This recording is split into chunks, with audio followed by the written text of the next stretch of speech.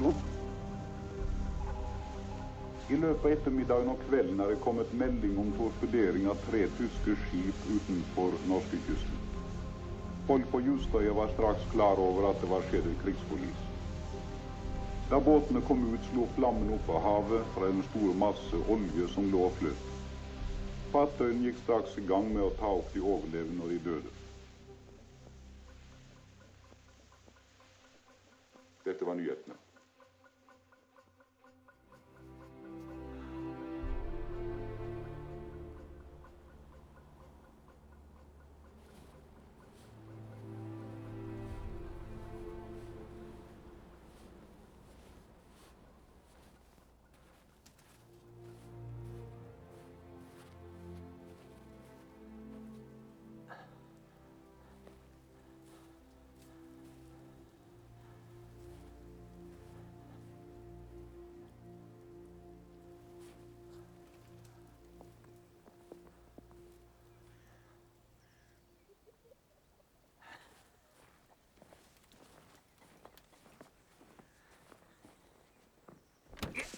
Fundet.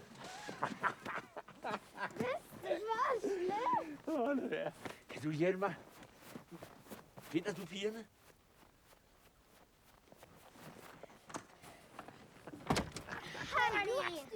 Fundet. Først, du har den. Han hjalp bare en gammel mand. Nei, jeg vil gjemme meg. Nei, men det er ikke sånn reglene er. Regler er dumme. Nej, hør. Jeg står igen. Okay? 10! Ragnhild, 9! Far? Er du her? 8! 7! Har det skjedd noe mer? Ja, jeg havde så lyst til at se børnene også. Så du har ikke hørt?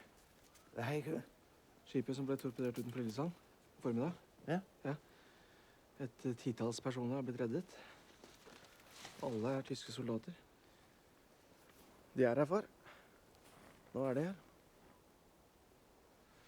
Og vi sitter med en statsminister som ikke engang tør å stå opp mot sin egen utenriksminister. Nygårdsvold er stærkt nå. Nei, han vil jo ikke forhandle. Hverken med tyskere eller engelskmenn. Og nå er heller ingen mobilisering, og det er jo Koht sin vilje alt sammen. Jamen, hvad vil du så have, jeg skal gøre ved det? Sige, at de skal bare gøre, som jeg siger, eller kongen befaler? Men vis dem hvor langt vi er villige til å gå. Fedt! Og hvor langt er det? Ja, Hvor langt er det? Hvor langt er du villig til å gå? ja, men noe må da fortsatt våre meninger bety, eller skal vi bare sitte og se på at de ikke løfter en finger? Er det planen?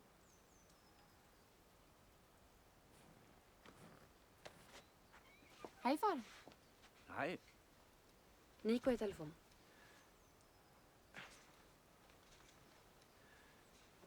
Ja. Så det her er fryser. Skal han komme inn og være med deg? Nej, men børnene vil jo helst være ude. 4! Og du skal til legen og gjøre noe med ryggen din snart. Hvad mener du? Om ryggen. Nej, om alt det, der sker. At vi ikke må komme på fel side i denne krigen.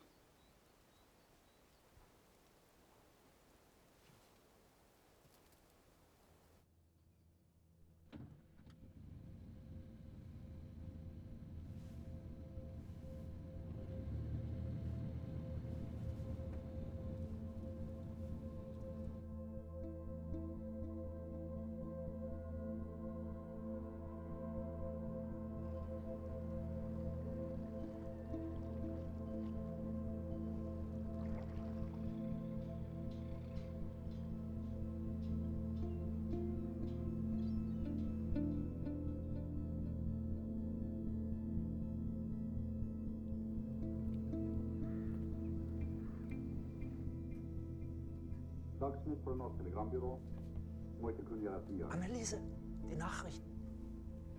Schläft die Nachrichten. Som meldt gjennom britisk kringkasting i dag tidlig, en melding som vi ga klokka 8. Har britiske og franske krigsskip lagt ut 3 minefelt i norske territorialfarvann i natt. Det ene ved Stad, det andre ved Bud på Hustadvika og det tredje ved Vestfjorden. Reuters får opplyst på autoritativt hold i London at minelegginga i norske farvann var gjennomført på 1 time. Hva sa du? Innblanding fra noen andre, som det heter. Die Engländer und die Franzosen haben die Küste vermint, um Erztransporte zu stoppen. Das ist alles? Ich kann mir nicht vorstellen, dass die nur... Tidlig ettermiddag var det meldt at en mengd tyske krigsskip mellom 90 og 100 var observert i Storebælt og Kattegat i dag tidlig, med kurs nordover. Fattige var på det meste mindre vaktskip og væpna trålere, men det så også noen store krigsskip. Stockholmsmeldinga ser tallet på krigsskipa til 50.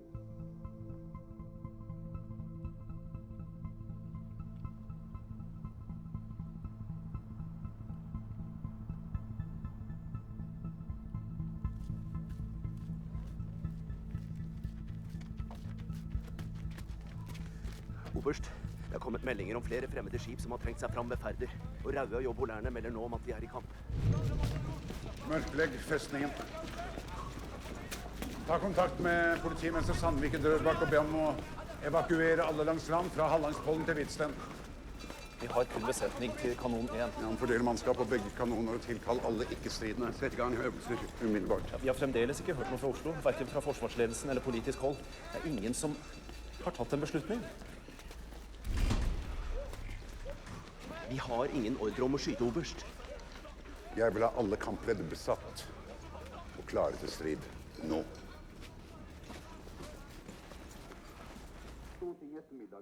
Und da sind wir jetzt, in Oslo. Kein Krieg.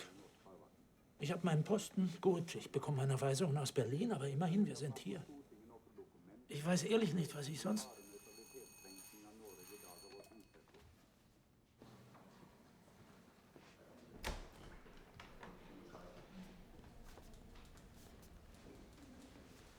Heil Hitler. Heil Hitler. Herr Gesandter, es ist soweit. Für was?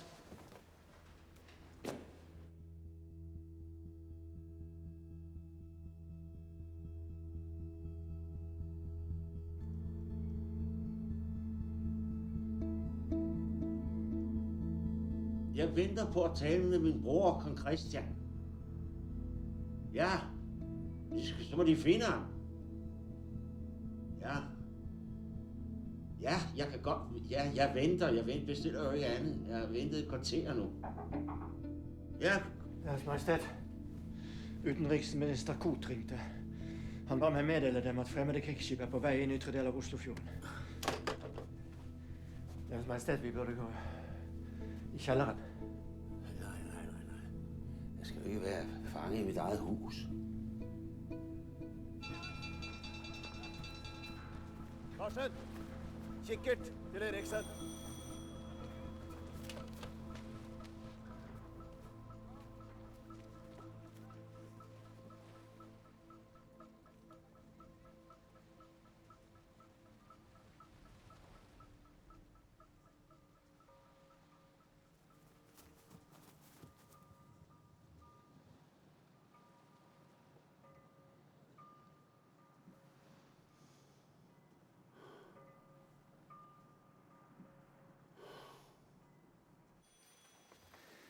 Einzige, was Sie tun müssen, ist Ihnen den Füller zu geben, um das Memorandum für eine freiwillige Zusammenarbeit zu unterschreiben. Den können Sie behalten. Die werden das als Angriff betrachten, ganz einfach. Dann ist es Ihre Aufgabe, Sie davon zu überzeugen, dass es keiner ist. Die norwegische Regierung hat viel geopfert, um neutral zu bleiben. Norwegen ist im Moment das Hauptziel des Führers. Wegen seiner strategischen Küstenlinie. Und nicht zuletzt wegen dem Eisenerz. Die Bodenschätze, die wir durch eine Besetzung Norwegens erlangen, sind unermesslich.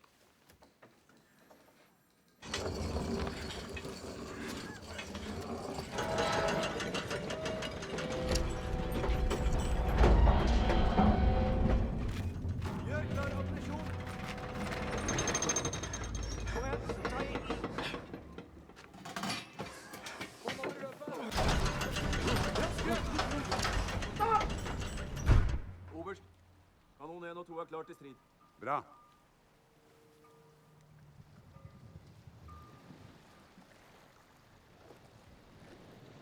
Filtvedt melder om krigsskip som har passert stasjonen med slukkede lanterner. De mener det var tyske skip, oberst. Nei, det har de ikke sett. Selv på en klar natt kunne de ikke sett hva det var. Du begynner å haste med den lyskasteren inn i Drøbak, sa dem. Godt.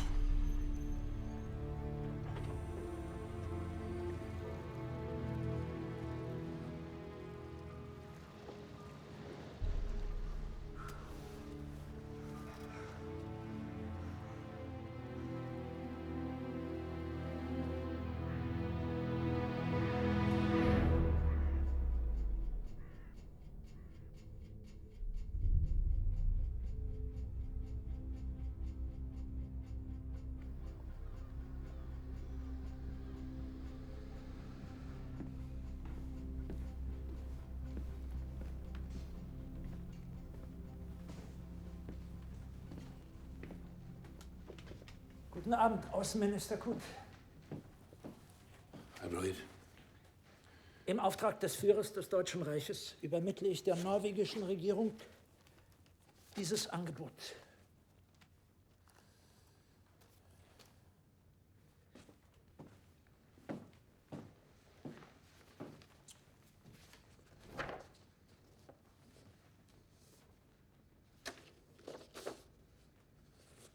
Was ist das, Herr Gesandter?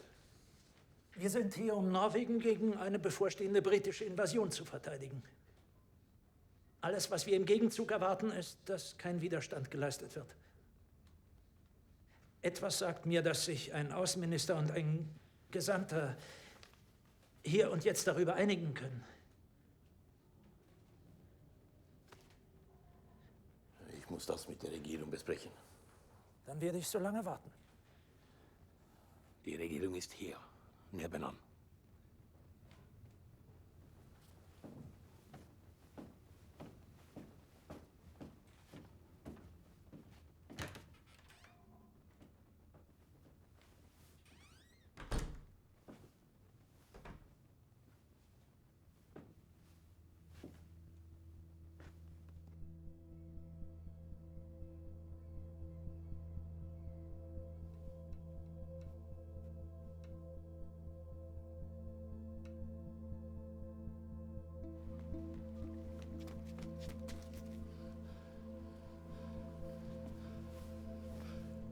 Kommandørkaptein Andersen vil ha en kategorisk ordre.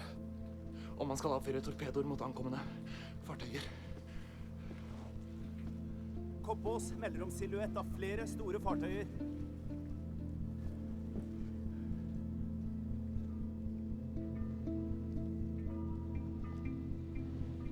Oberst.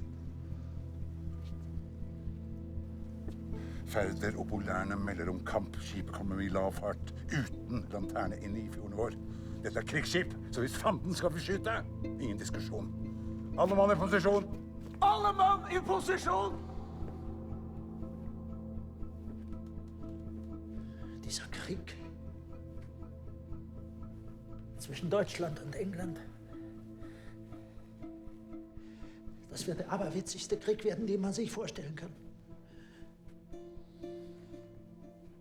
Er kann nur damit enden, dass beide Länder einander zerstören.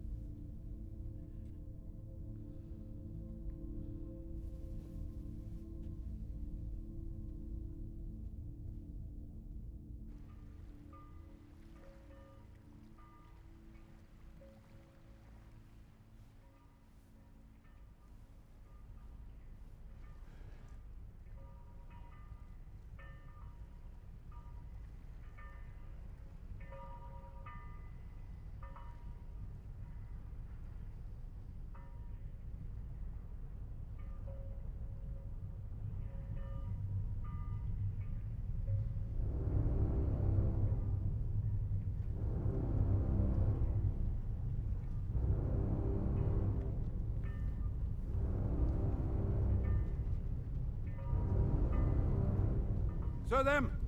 Avstand! Sødem! Oreograf melder 1800 meter, oberst. Det er alt for mye. Vi passerer jo nettopp Småskjær. Vi avventer bekreftelse fra Koppås. Nei, vi har ikke tid. Sett 1200 meter! Avstand 1200 meter! 1200 meter og synkende! Skyter vi varsel, oberst? Ingen varsel, ingen nøling. Dette er fiender.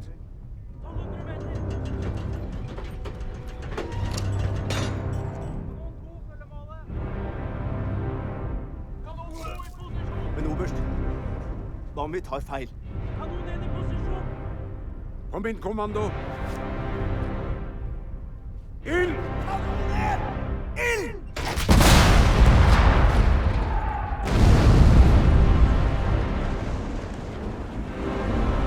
Ild! Kanon 2! Ild!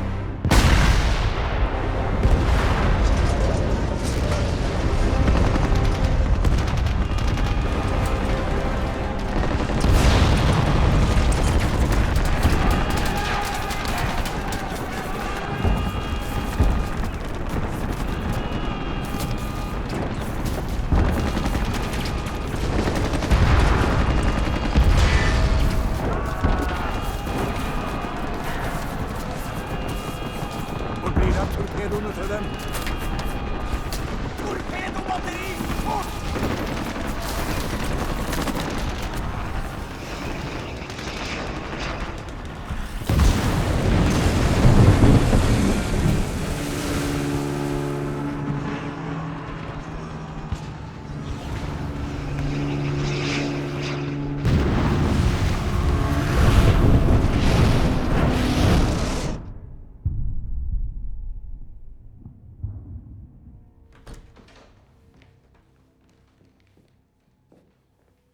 Norwegen ist eine unabhängige Nation. Und das wären wir nicht, wenn wir die deutschen Forderungen akzeptieren würden. Unsere Antwort ist deshalb nein. Sie wissen, was das bedeutet. Es war ihr eigener Führer, der sagte, ein Volk, das einem fremden Angreifer nachgibt, verdient es nicht zu leben. Wir werden uns nicht freiwillig beugen.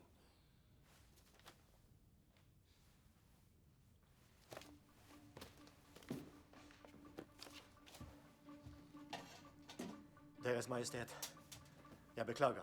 Statsministeren er i telefonen.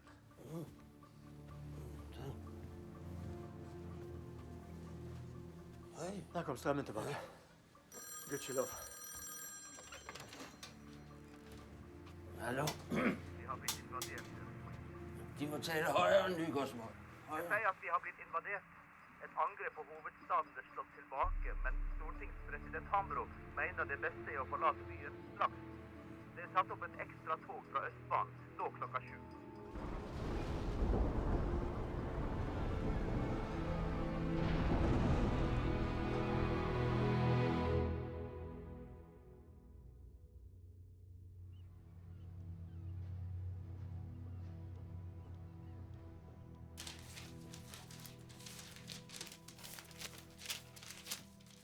Er du klar?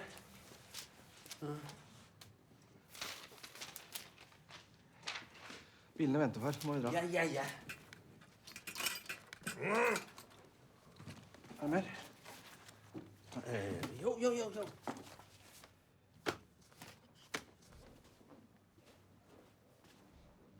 Kom.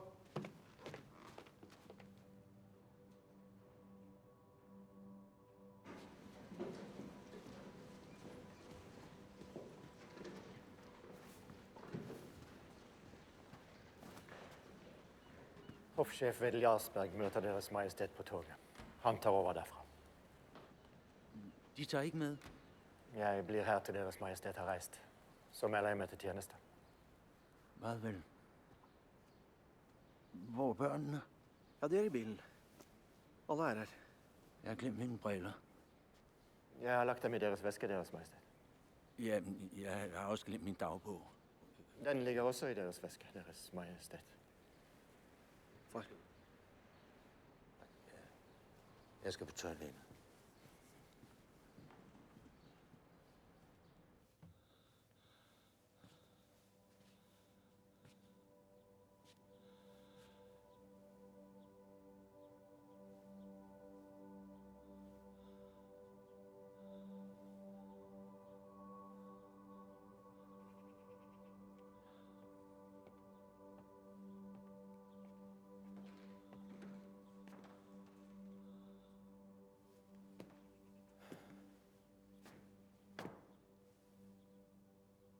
Det at vi reiser nå betyr ikke at vi ikke kommer tilbake.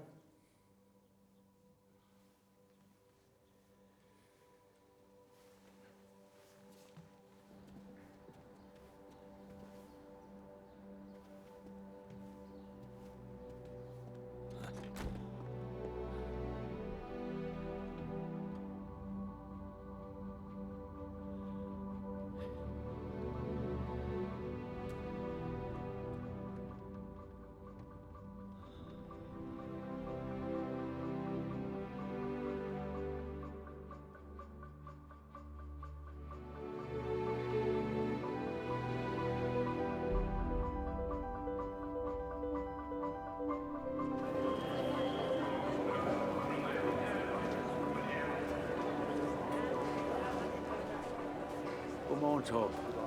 Godmorgen. Selvom det ikke er nogen godmorgen.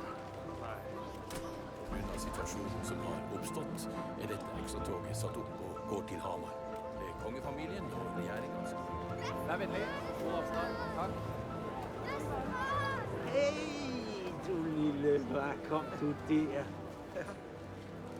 Så hei, du. Bare gå videre til den vognen her nest forrest. Kom, da går vi. Gå videre til den vognen nest forrest.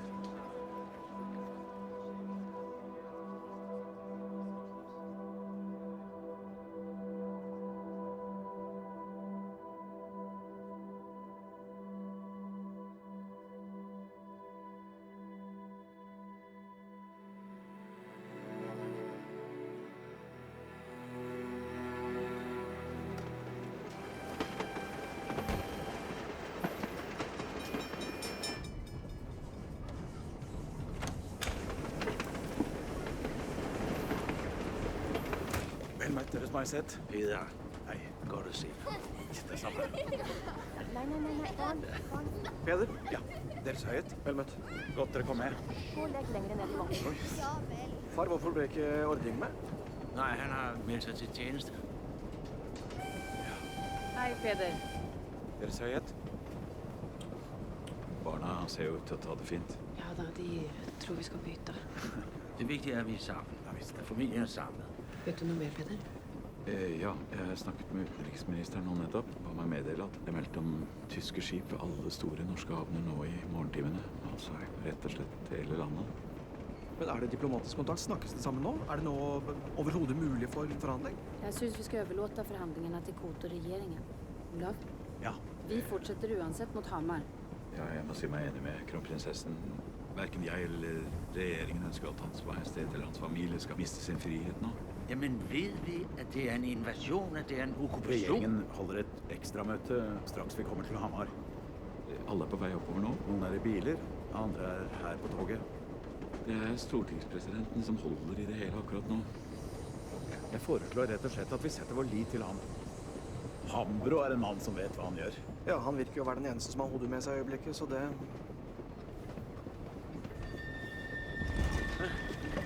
Vekk fra vinduene. Vekk fra vinduene, ned på gulvet. Alle sammen, ned på gulvet. Vær så snill. Hva skjer? Fort. Det er fly. Hold sammen midt på gulvet. Barn! Olav!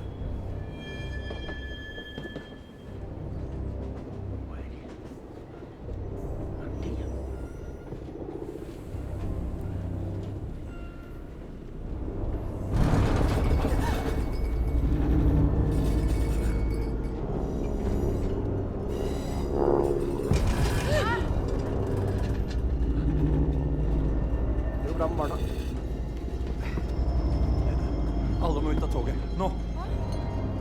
Kom. Det går fint. Med en gang.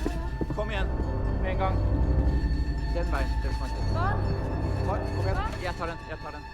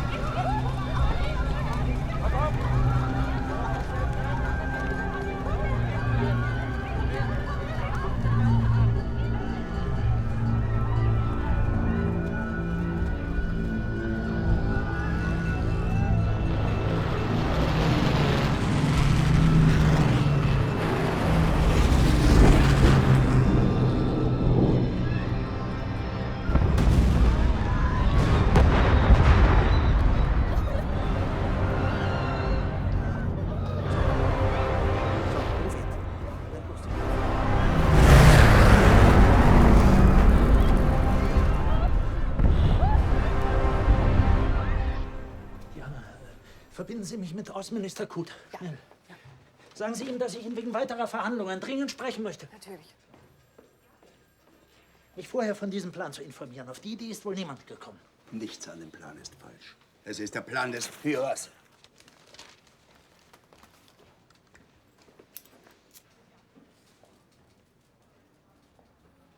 Wie ist es gelaufen? Gut, warum? Bist du dir sicher? Ja, alles in Ordnung. Diana, was ist mit Kut? Er war nicht da. Die Regierung ist abgereist. Was? Wohin? Ich weiß es nicht. Sie wollten es mir nicht sagen.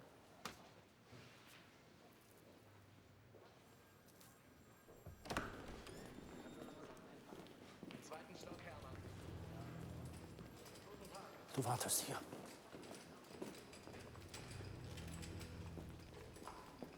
Bitte nicht anfassen. Entschuldigung. Bitte nicht nach oben gehen. Hören Sie? Nicht.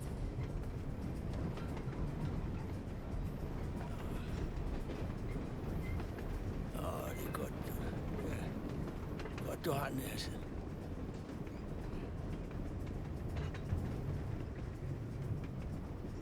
Jeg kan ikke høre, hvad han siger. Hvad siger han? Han sier han har lyst til å dra hjem. Det har jeg også. Sig til ham, at vi skal snart hjem. Vi kommer snart hjem. Siger han noget? Han sa yes, sir. Han kan snakke sprog. Kan han snakke flere sprog, eller er det kun engelsk? Han kan bare dansk, svensk og engelsk og norsk. Dansk, svensk, engelsk og Og norsk. grisespråk. Og hvad? Og grisesprog. Det kan han også. Det troede jeg slet ikke, han snakkede.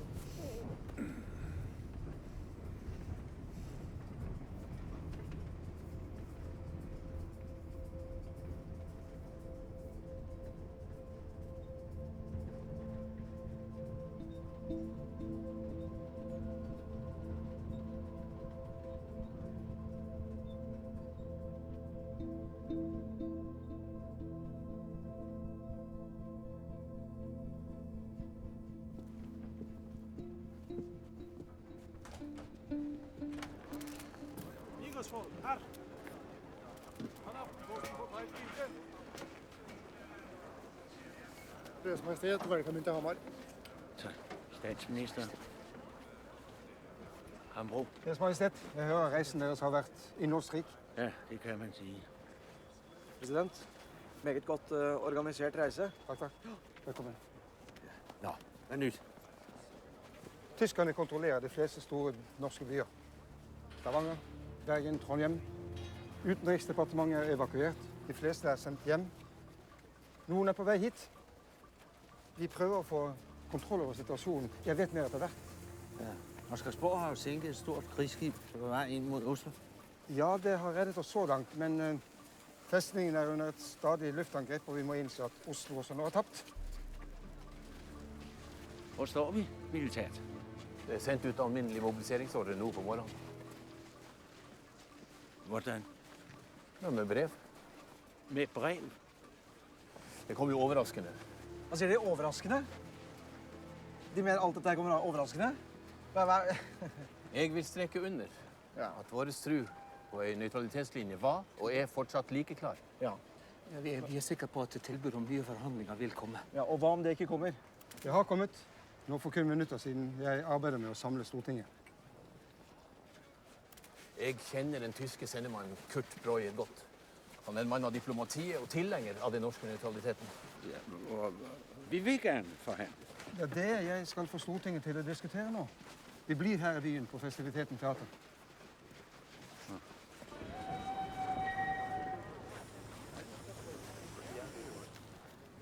Jeg har andre nyheter som kanskje vil falle dem tungt for brystet. Deres bror kong Christian måtte oppgi Danmark ved 5-tiden i morges.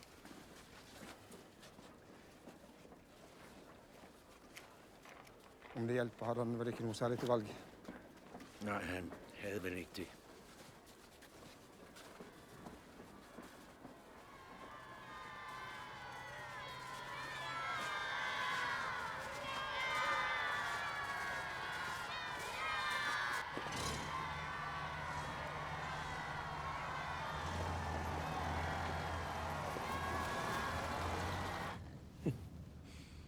Overraskende, hørte du det?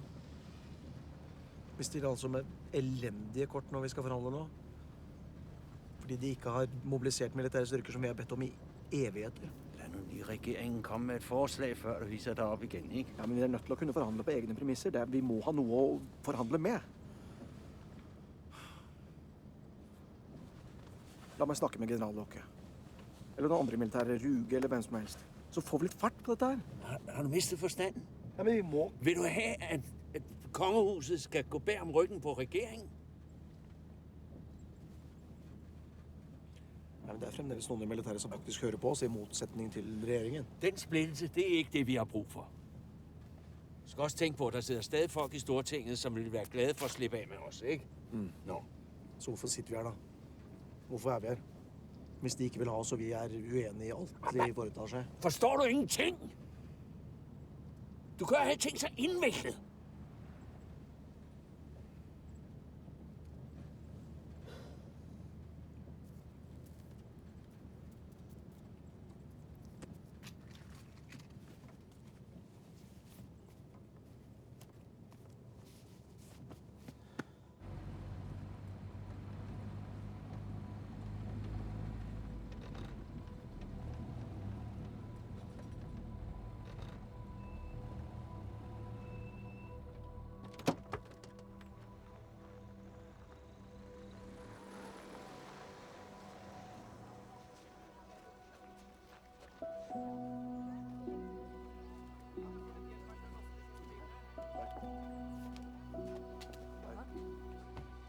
Deres Majestet, Sigrid Selid. Velkommen til Seligård. Takk for at de tar imot oss på så kort varsel. Jeg bliver nødt til at lægge mig lidt. Kan jeg få en radio ind på værelset? Det skal vi ordne.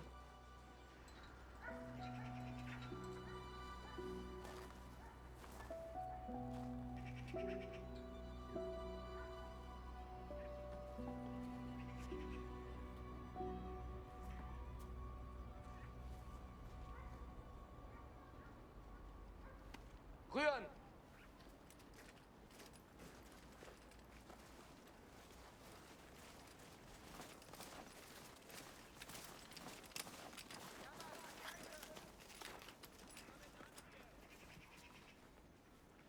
Oslo ist eingenommen. Wir kontrollieren sämtliche Ein- und Ausfahrtsstraßen. Und das mit weniger als 50 Mann. Gut. Aber jetzt ist es vorbei, oder?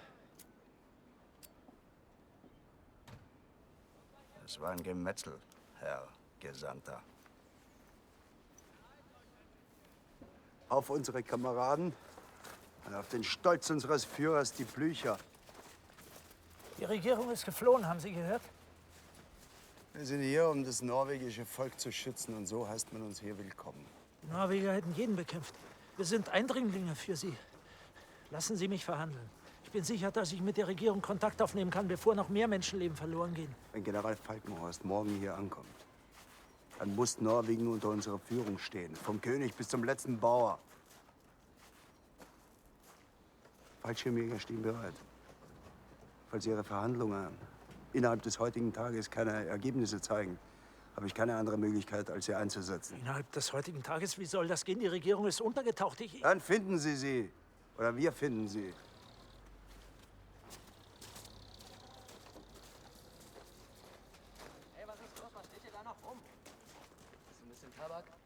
Oslo er i dag erklært i luftverntilstand. Full evakuering skal skje i Oslo og høybebyggelsen i Aker, men ingen må flytte til strøket langs Oslofjorden. De personer som har fått kunngjøring oppnådd i trappeoppgangene, og som har et sted å reise til, og som kan nå sine nye oppholdssteder ved hjelp av lokaltog til Hattadal, Lillestrøm og Ås, ved hjelp av Forsvarsbanen. Ja.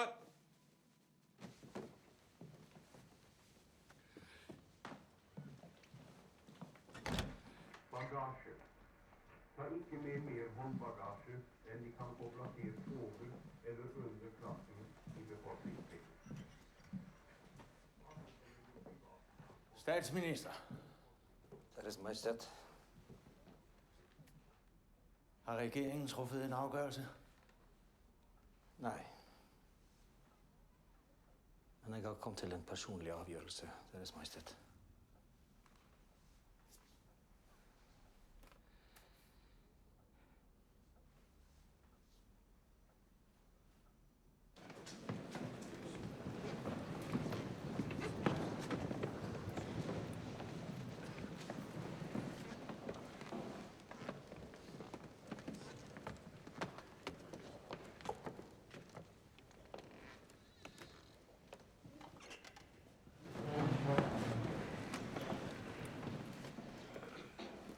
Deres Majestet, president. For kort tid siden ga jeg Hans Majestet Kong Håkon den 7. min oppsigelse som statsminister. Og samtidig oppsigelsen for den sittende regjering.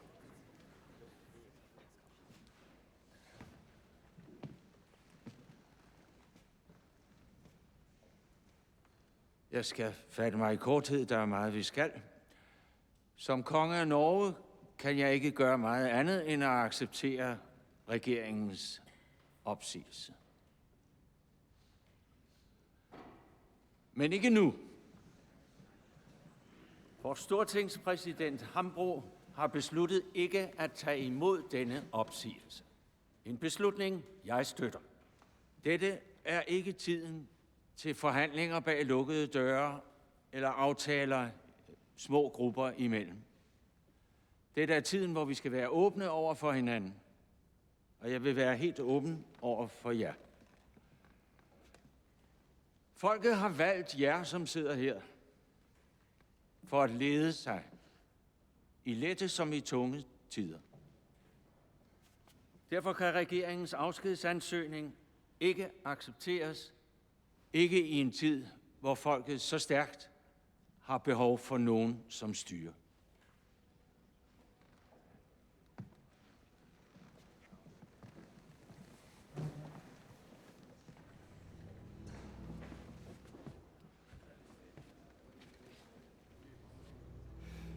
Deres Majestet, ærede forsamling, vi må videre. Den tyske sendemannen har på ny bedt oss stå opp igjen forhandlingene basert på det dokument som ble forelagt oss i morges. Et dokument vi sa nei til. Det virker som om flere av Stortingets medlemmer mener situasjonen har endret seg. Med den usikkerheten som har bredt seg, misforståelser med mobiliseringsordren, tyske styrker som har tatt kontroll over Oslo, Bergen, Stavanger, Narvik, synes mange det ser noe mørkt ut. Jeg deler ikke denne oppfatningen. Men likevel ønsker et flertall av Stortinget at vi tar opp forhandlinger med tyske myndigheter umiddelbart. Forhandlinger om hva? Deres Høyhet. Ja, altså, unnskyld president, men hva har endret seg siden i natt? Altså, jeg deler absolutt Stortingets oppfatning om videre forhandlinger. Jeg er en forhandlingens mann, det vet dere alle sammen. Men jeg må spørre regjeringen, eller statsministeren, hva mener statsministeren har endret seg i løpet av natten? Hva er det vi har å tilby? Utenriksminister Koht. Deres Høyhet, president. Mye er endret i de siste timene. Vi har mistet kontroll over store deler av landet, og vi er under angrep. Men vi har fortsatt frihet. Vi er en selvstendig regjering, og vi har støtte av folket.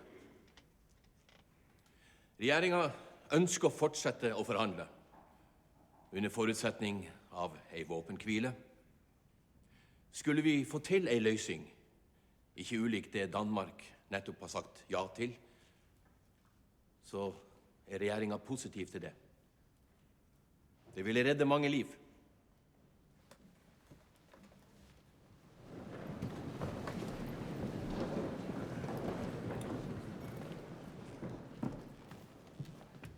Hvis regeringen ønsker at forhandle, så stiller jeg mig gerne bag det.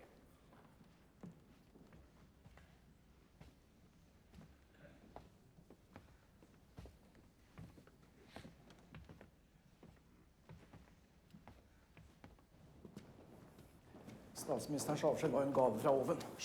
Jo, Hambro er mannen som kunne ledet oss nå. Ja, i stedet så sitter vi med en regjering på oppløsningens rand. Hvordan kan du gå med oss? I stedet for at kritisere hele tiden, så prøv at lytte lidt. Prøv at lære noget. Ikke?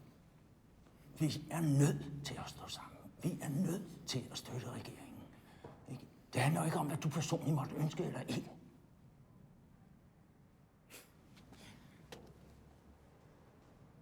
Hvad trenger du egentlig meg til? Du er den næste konge af Norge. Jeg trænger til, at du opfører dig, som om du var en. Men far, vi har stått og sagt til disse menneskene dag ut og dag inn at de må mobilisere. At vi må være klare at krigen vil nå oss. Og se nå! Må slutte å være så redd for å stå for noe. Du skal ikke kalde mig bange. Bare fordi jeg ikke hopper med på alle dine uigennemtænkte planer. Jeg kan jo ikke smide alting over bord på den måde. Forstår du ikke det? Olaf!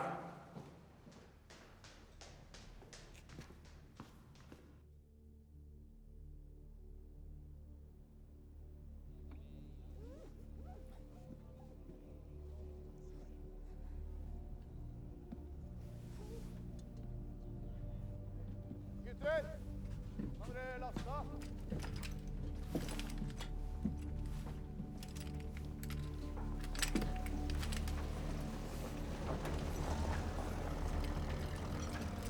Oppstilling!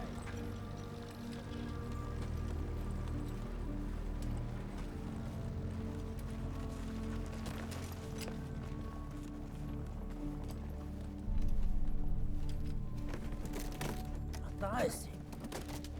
Immer wenn man was dringend sucht, findet man es im Hintersten.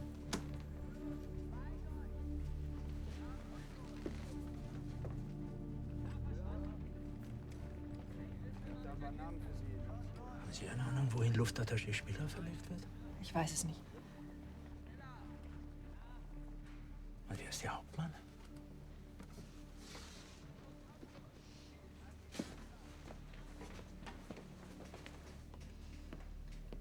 Darf man erfahren, wohin Luftattaché-Spieler verlegt wird und wer der Hauptmann ist? Nach Hammer. Das war Hauptmann Weiter. Großartiger Soldat. Fallschirmjäger. Was wollen die in Hammer? Was denken Sie, was die da wollen? Sie wissen aber schon, dass ich gerade noch auf Antwort von Außenminister Gut warte. Sie haben Ihre Weisungen, ich habe meine. Ich befolge nur Befehle aus Berlin. Und das soll heißen? Der Polizeipräsident von Oslo ist da, Christian Wellhafen. Guten Abend, Herr Polizeipräsident. Herr Gesandter. Freut mich. Ich habe eine Mitteilung von der norwegischen Regierung. Die Regierung ist bereit, die Verhandlungen fortzusetzen. Aber dann müssen alle Feindseligkeiten sofort eingestellt werden. Einen Augenblick, Herr Polizeipräsident. Haben Sie es gehört? Sie müssen den Vormarsch auf Hammer stoppen. Brechen Sie die Aktion sofort ab. Das geht nicht mehr. Warum nicht? Der Zug ist abgefahren. Dann halten Sie ihn an. Das kann ich nicht. Können Sie nicht oder wollen Sie nicht?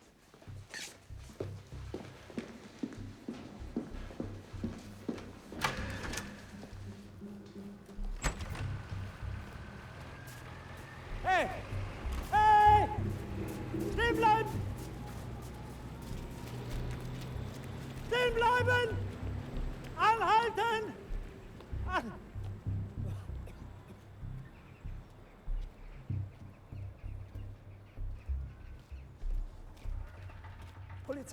Polizeipräsident!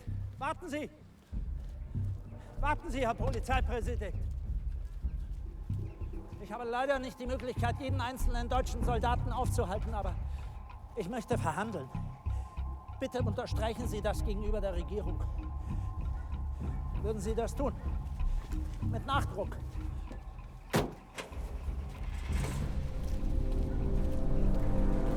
Warten Sie! Polizeipräsident! Ich habe einen Wagen. Ich kann überall hinkommen und jederzeit. Verstehen Sie?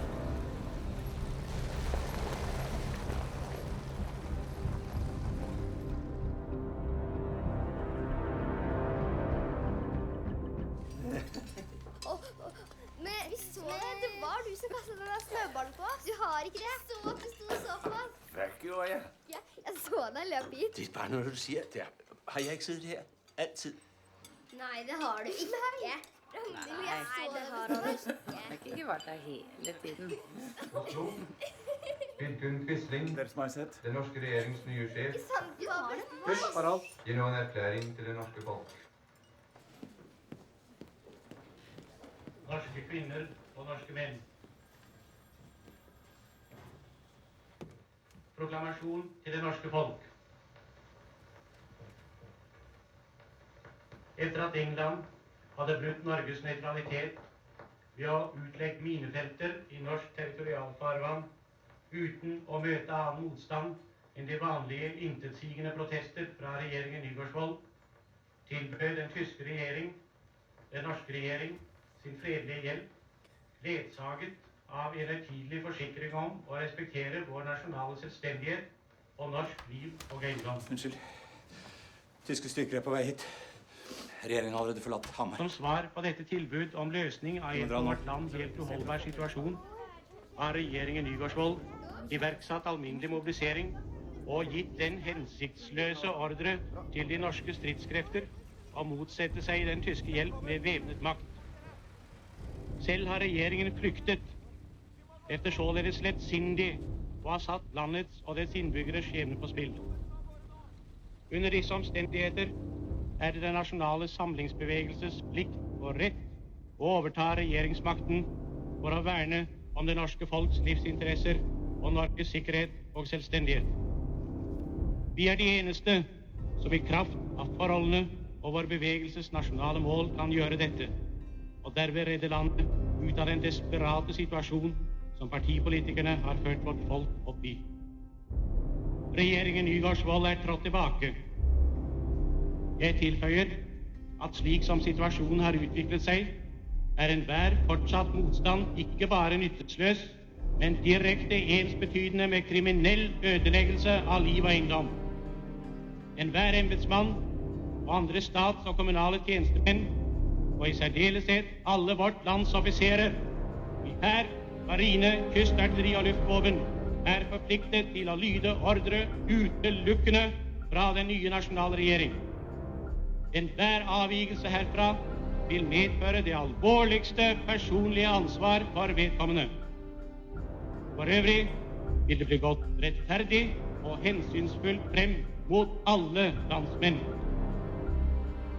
Den nasjonale regjering har overtatt regjeringsmakten, med Vidkun Quisling som regjeringssjef og utenriksminister, og med følgende andre medlemmer: politisjef Jonas Lie, justisminister; Dr. Gulbrand Lunde, sosialminister; direktør Albert Fidel Hagelin. Vidkun Quisling har nettopp gjennomført et statskupp. Norge er i krig. Og kongen og regjeringen er på flukt. De kommer til å passere gjennom her. Og bak de følger tyske fallskjermjegere. Tyskerne har ett mål, og det er å ta kongen. Og vår jobb, det blir å stoppe tyskerne. Vi skal forsvare linjer fra gården der oppe til skauen der. Vi har en veisperring her. Det blir kritisk punkt. Når tyskerne kommer der, da skal vi ta dem. Jeg vil ha en mitraljøsestilling der, midt i alene. Jeg vil ha en på østsiden av grisehuset. Og så vil det være en stilling med lokalt skytterlag oppe i skogholtet. I natt skal vi i krig. Er det forstått? Ja, forstått! Er det forstått? Ja, forstått! Så setter vi i gang. 3 og 3, dere bygger første stilling der oppe. 3 og 3, neste stilling. 3 og 3, finn planker og spader der bakerst. Seberg. Ja, sersjant. Jeg trenger hjelp til å dirigere oppe ved veisperringen. Kan du ta deg av det? Men sersjant, jeg er klar for kamp. Det er bra, Seberg, men jeg trenger hjelp til å dirigere stillingene. Men sersjant, Seberg, nå fikk du en ordre.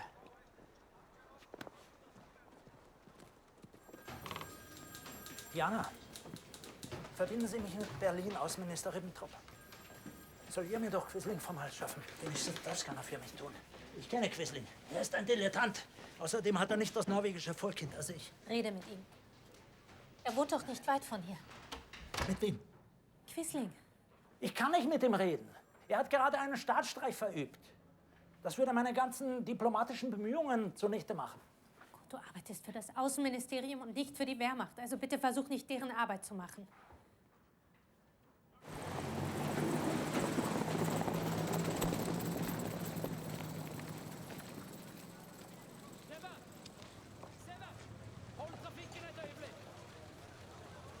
Stopp! Ok, soldat. Ja, det er vel nå du skal få opp hånda di, soldat.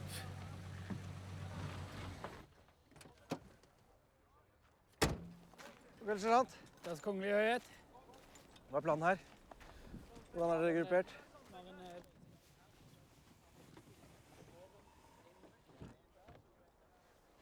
God aften, soldat. God kveld. Konge. Jeg har følt mig som en hare hele dagen. Det er godt at se garden. Hvad hedder du, soldat? Menny Fredrik Seberg, Deres Majestet. Du skal bare vide, jeg er taknemmelig for det, du gør. Ja, for det I alle sammen gør. Alt for kongen, Deres Majestet. Nej, Seberg. Alt for Norge.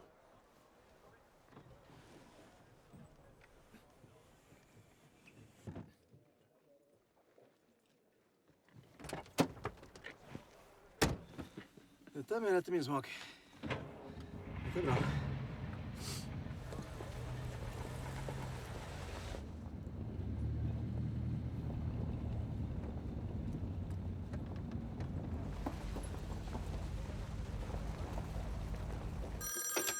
Ja? Herr Außenminister? Herr Gesandter, wie ist die Situation? Ich glaube, dass es nur noch eine Sache von Stunden ist, bis die norwegische Regierung unseren Forderungen nachkommen wird. Ausgezeichnet. Ja, allerdings, diesen Quisling werden Sie niemals als Regierungschef akzeptieren, Herr Außenminister. Wir mögen Herrn Quisling. Wir alle mögen Herrn Quisling, aber leider hat er keine Unterstützung, weder beim norwegischen Volk noch beim König. Damit kann ich Ihnen nicht kommen. Hallo? Herr Außenminister? Bleiben Sie mal in der Leitung, Euer. Ich werde warten, jawohl.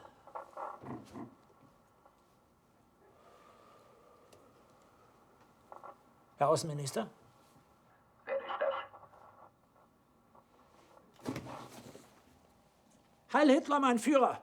Hier spricht Gesandter Kurt Breuer, Oslo. Wir sind alle sehr zufrieden über die Lage im Norden. Operation Weserübung ist ein Erfolg. Jawohl, mein Führer. Ich hätte da nur noch eine Frage bezüglich dieses Herrn Quisling. Quisling ist ein guter Mann. Er ist genau richtig da, wo er jetzt ist. Jawohl, mein Führer. Aber was ist mit der norwegischen Regierung? Ich meine, Sie wollen jetzt verhandeln. Aber diese Verhandlungen könnten schwierig werden, wenn wir auf Quisling bestehen. Meiner Meinung nach sollten Warum sollten wir mit einer Regierung verhandeln, die das Feuer gegen uns eröffnet, wenn wir sie von den imperialistischen Briten retten wollen? Können Sie mir das erklären, Herr Gesandter? Nein, mein Führer. Ich dachte nur, dass die norwegische Regierung vielleicht... Vergessen Sie die Regierung. Sie müssen direkt mit dem König reden. Bestehen Sie darauf, mit ihm unter 4 Augen zu sprechen. Dann wird er den Ernst der Lage schon verstehen. Aber mein Führer, im Landesinneren werden bereits Kriegsvorbereitungen Sie getroffen. haben mein Vertrauen, Herr Gesandter, und die Vollmacht, in meinem Auftrag zu handeln. Vergessen Sie die Regierung, reden Sie mit dem König. Viel Glück. Wir zählen auf Sie. Danke, mein Führer. Heil Hitler.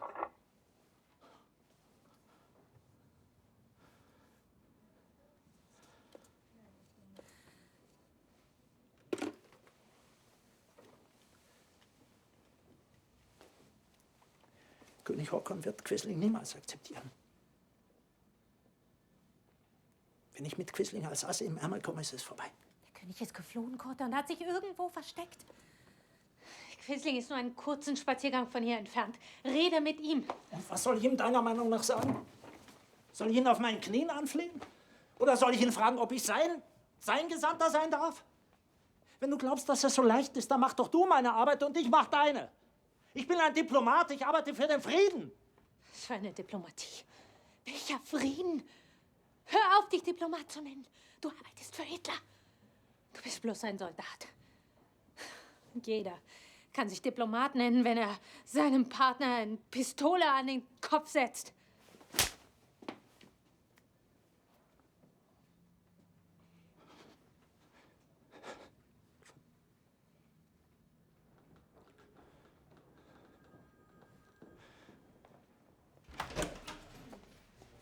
Anne.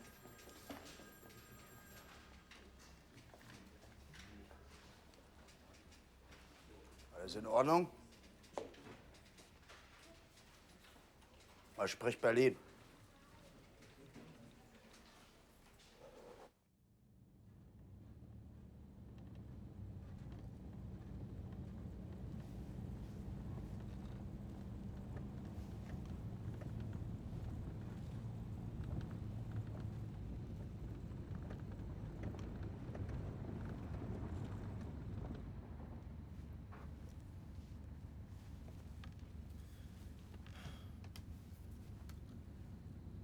Jeg kommer til å melde meg til tjeneste. Det er mer bruk for meg i felten enn her.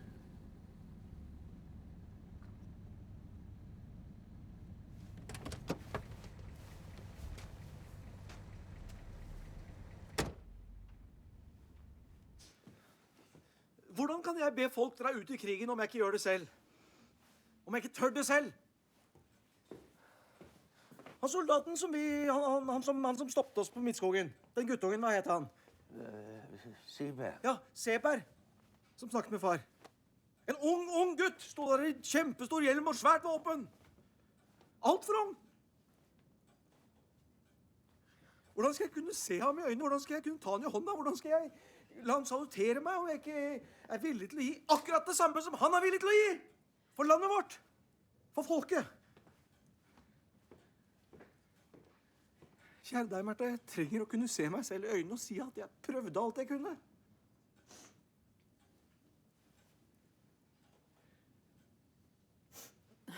Det kommer bare litt brått på.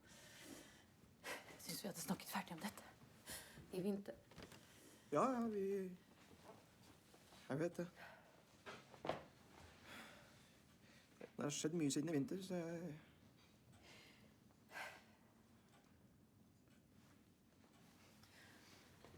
Jeg var med oss andre, da.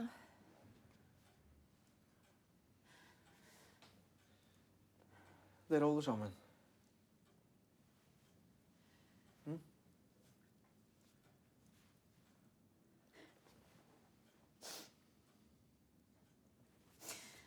Du da? Hva mener du om dette?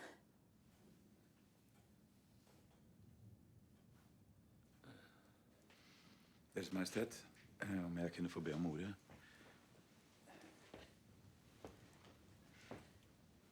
Jeg mener at det viktigste nå må være for barna og arveprinsen i sikkerhet. Det at Deres Majestet, kronprinsen og prins Harald befinner seg under ett og samme tak, det er rett og slett ikke lenger forsvarlig. Men vi kan ikke splitte oss opp nå. Deres Majestet, vi må prøve å få barna over grensen. Jeg kan ikke forlade Norge. Vi kan ikke forlade Norge. Ikke nu. Det går ikke.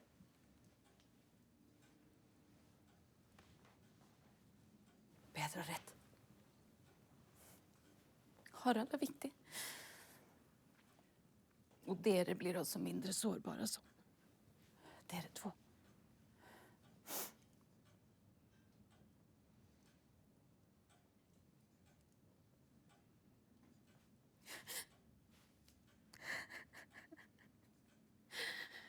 Vi måste dela oss.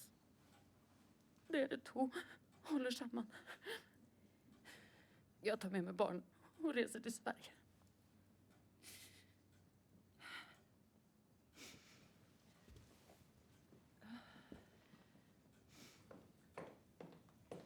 Pappa? Nei, hvem er de, der kommer der? Du, skal vi ikke gå ud og se, om der er nogle dyr herude? Ja. På gården? Ja.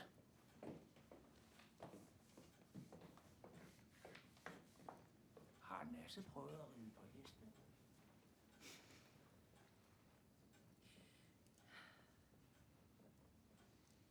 Kender du dem? De er ikke så store som de rigtige heste. Se. Hej. Se. Sidder man godt her, mens man kører. Ikke? Hvad er det? Bestefar, når skal vi hjem? Det ved jeg ikke, skat. Jeg ved det ikke. Martha, barna må dra. Tyskerne på vei. Ja, nå med en gang. Må dra. Gå inn her da. Skal vi sette oss i bilen? Hva sker der? Ja, med en gang. De er på vei. De er mange. Hvor skal vi? Nå skal du og jentene reise med mamma. Dette går sikkert bra, Herald. Tyske styrker har passert Hamar. Ja, de er langt flere enn vi hadde trodd. Ja, de vil nå sperringene våre bare 3 kilometer unna nå straks. Hvad så? Ja. Så snart kronprinsessen og barna er i bilene, så må vi også komme oss av gårde. Ja. Det haster, Deres Majestet. De er nærmere enn vi hadde trodd. Jamen. Åh, lille pus.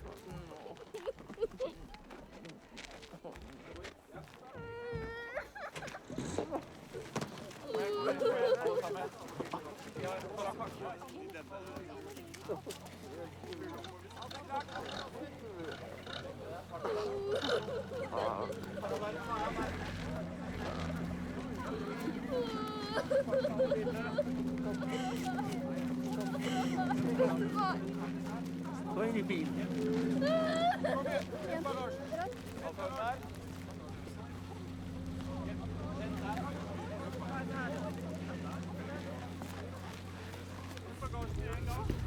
Det er bra. Kom igjen. Det var det. Har du set? Nu passer du på Harald, ikke? Godt. Hva sier han for noe? Han sagde, yes sir, sagde han.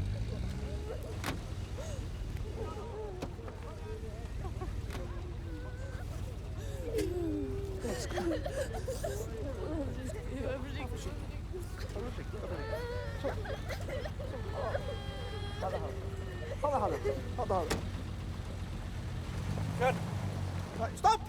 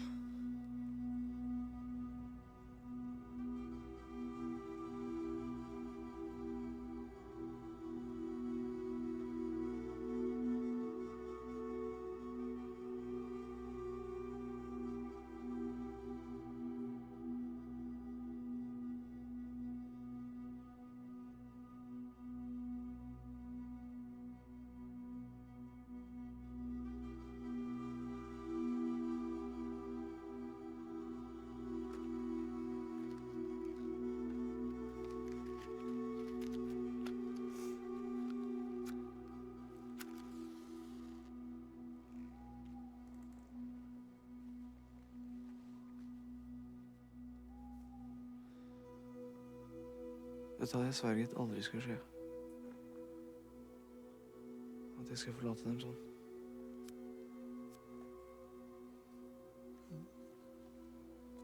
Det har du heller aldrig gjort.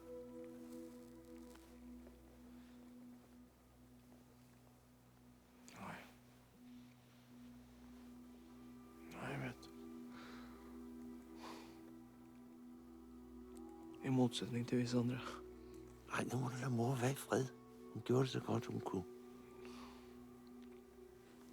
Slutt da.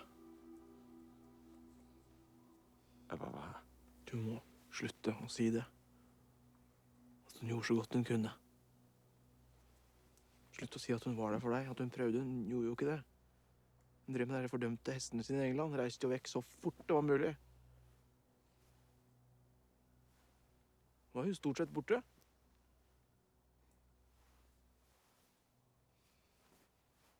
Jeg vil ikke si at hun var der for meg, eller for det...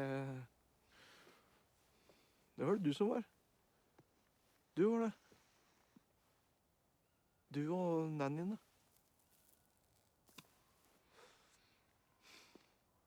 Nå står jeg her mens Märtha og barna er på vei til Sverige.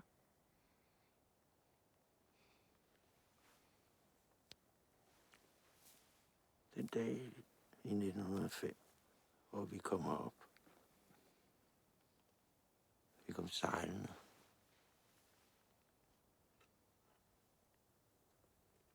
Og pludselig var vi blevet konge og dronning og kronprins. Og der stod folk alle vejen, og de vinkede, de jublede, de var glade.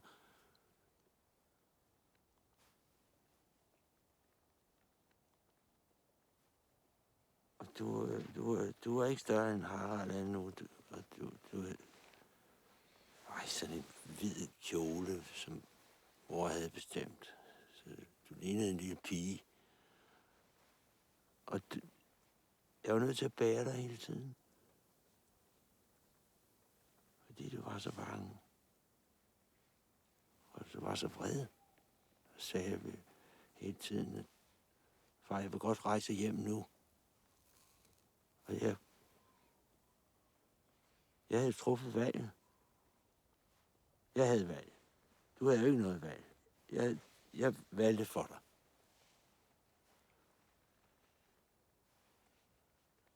Og det er meget ked af nu. Hvis du ønsker noget andet nu. Nei, Far, jeg har aldri sagt at jeg ønsker noe annet. Men jeg ønsker bare ikke å være den kongen du er.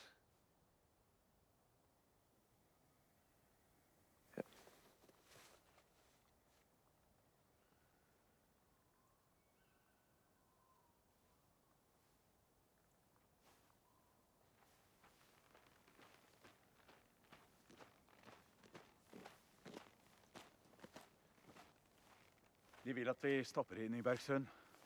Vi kan bli der i natt. Ja, vær så god. Det er nær grensen til Sverige.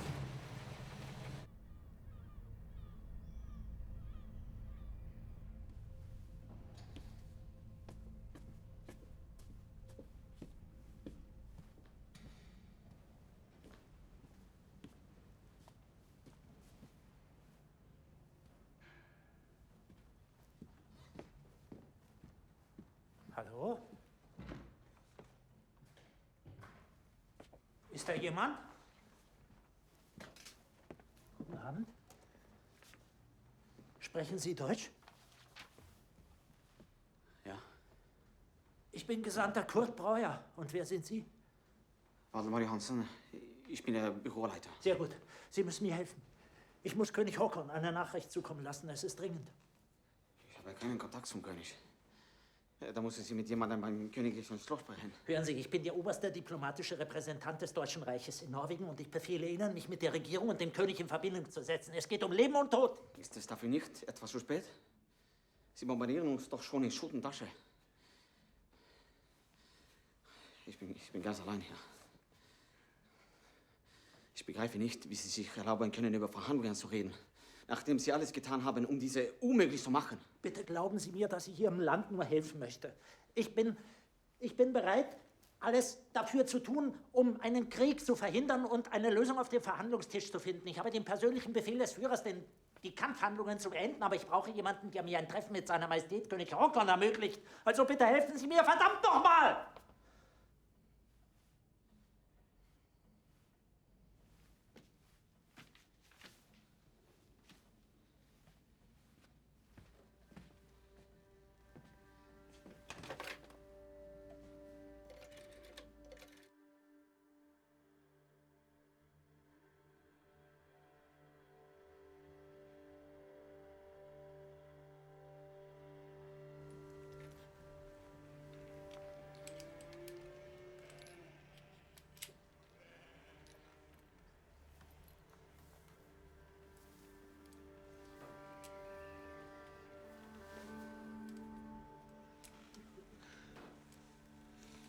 at du snakker tysk.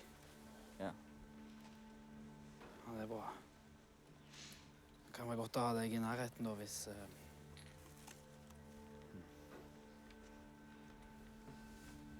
Går det bra med deg?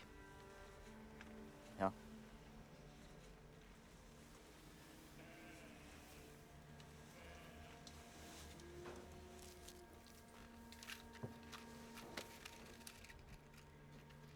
Ikke fyr opp den.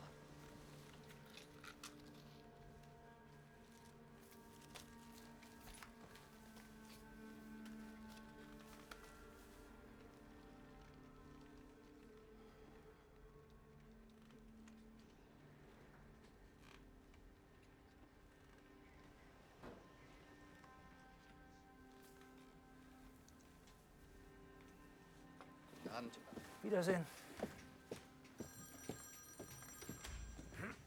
Sie machen es. Ach ja?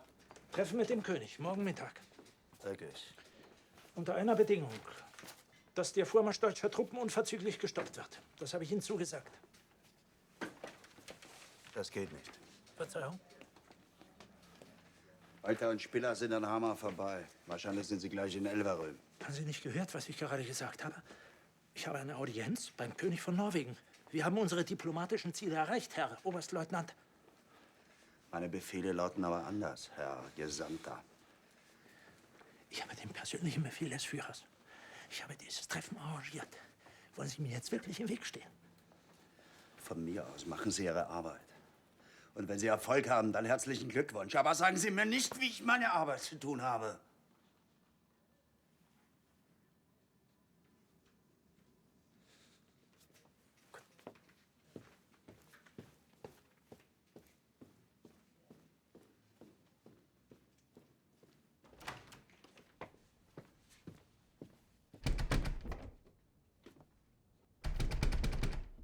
Anneliese?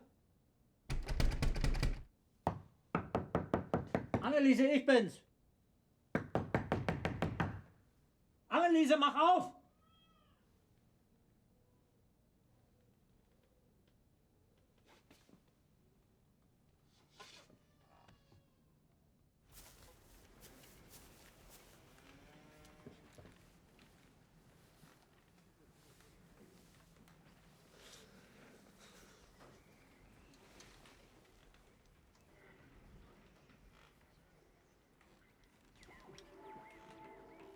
Konserten i musikk til ene damene, den er så skikk og full av sjarme, derfor nynnes den av hvert et par. Du er født til sjarmør, Bellamy.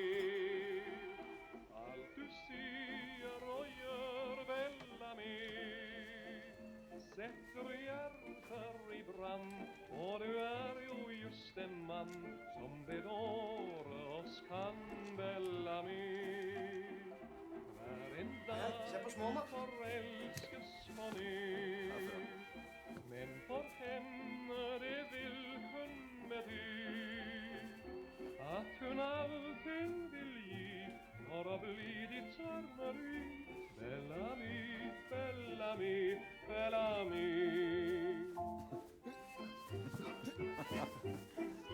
Bra. Posisjon, posisjon, gutta! Posisjon, kom an! På plass, på plass!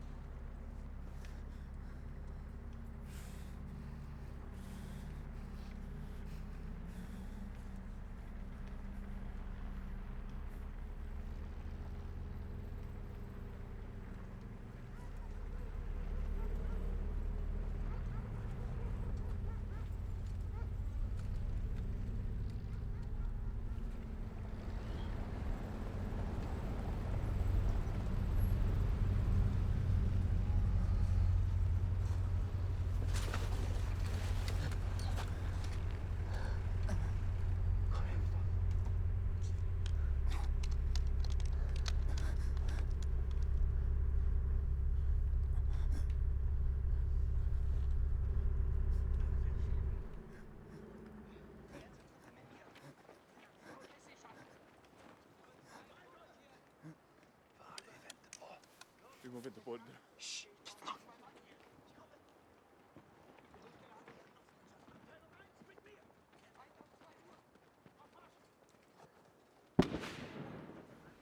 Hva er det de gjør?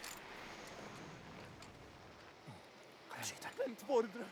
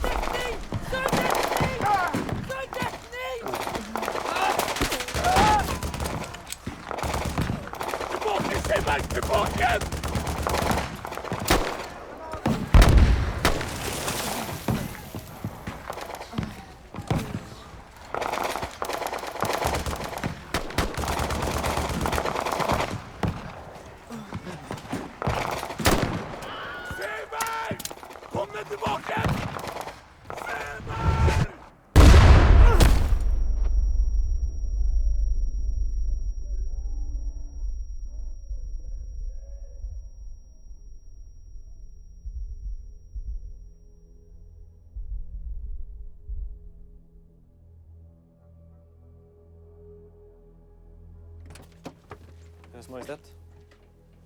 Deres Høyhet. Jeg vet ikke om dere har fått det med dere, men tyskerne har tenkt forbi Hamar. Ja, vi så sperringene ved Midtskogen. Ja, det stemmer. Vi har fått meldinger om at kampene sannsynligvis er i gang der nå. Ja vel. Takk. Velkommen, Deres Majestet.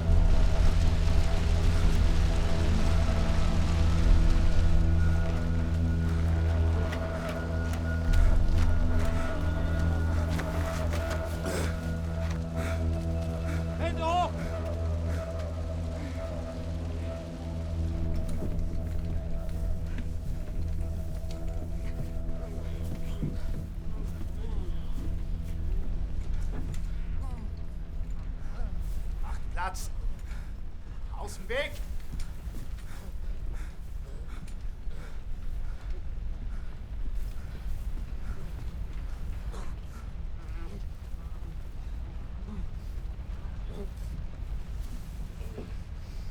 Sprichst du Deutsch?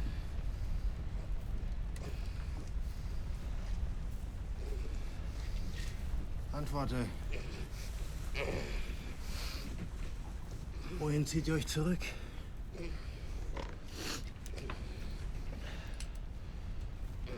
Habt ihr Panzer? Maschinengewehre? Wo hält sich der König auf? Und die Regierung? Wir haben wenig Munition. Es gibt viele Tote. Hier ist nichts. Wir brauchen Nachschub.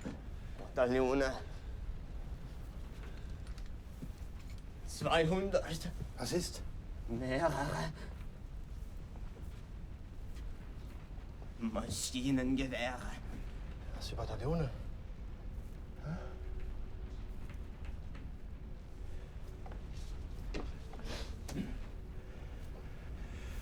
Gehen wir.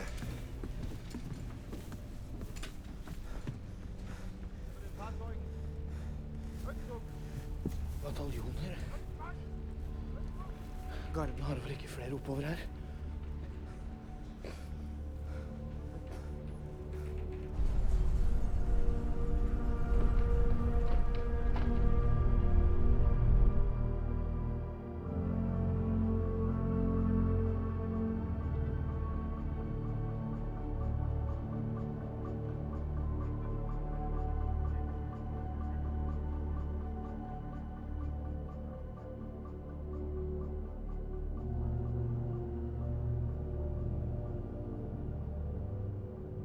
Nei, dette kan vi ikke gå med på. Det er kun timer siden de skjøt på våre soldater i et forsøk på å komme seg til oss. Til Hans Majestet Kongen. Og så vil de sende min far tilbake mot kampene for å møte den tyskeren. Alene. Altså, jeg forstår ikke at vi engang må diskutere det. Og med Quisling i Oslo. Tyskerne kan kanskje være villige til å diskutere en ny tyskvennlig regjering. Og at Quisling trer tilbake. Ja, men de må ha meg unnskyldt, kjære statsminister, men det er bare lokkeord. Jeg ville aldri bedt Hans Majestet Kongen om å møte den tyske sendemannen om jeg ikke mente at det var absolutt nødvendig. Men jeg og resten av regjeringen mener at forhandlinger er vår eneste mulighet. Ja. Til tross for det som skjedde i natt ved Midtskogen. Ja, og jeg skulle så gjerne vært enig med deg, men vi har jo gjort alt vi kan for å forhandle. Og hva er det de svarer oss med? Vold! De angrep oss! Nei. Send heller meg. Den tyske ledelsen ber om Hans Majestet personlig. Og alene. De brøt sin egen våpenvilje, og så vil du sende min far tilbake igjen rett inn i løvens hule? Det er galskap. Hvorfor pokker kunne stå for noe? Vi må få slutt på dette marerittet! Jeg tror det vil roe ned situasjonen om vi går ut med at kongen vil møte tyskerne. Hvis ikke vi gjør noe, så frykter jeg at dette kan bli et enda verre blodbad. Deres Majestet. Far, det må finnes andre muligheter. Det må det.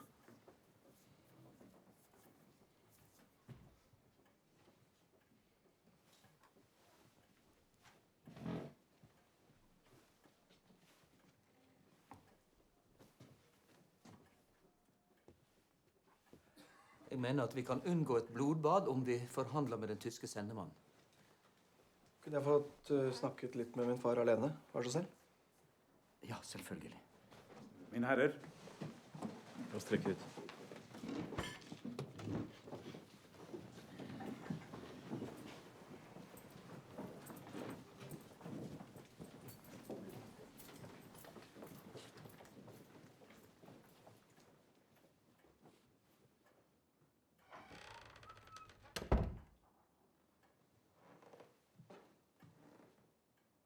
Går det bra? Far?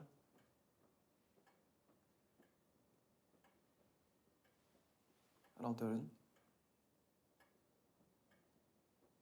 Hvis jeg kan undgå, at der er flere, der mister livet ved at træffe den der tysker, så må jeg jo gøre det. Men far? Så må jeg jo rejse derhen Nei, men vi kan heller be han komme hit. Tyskeren.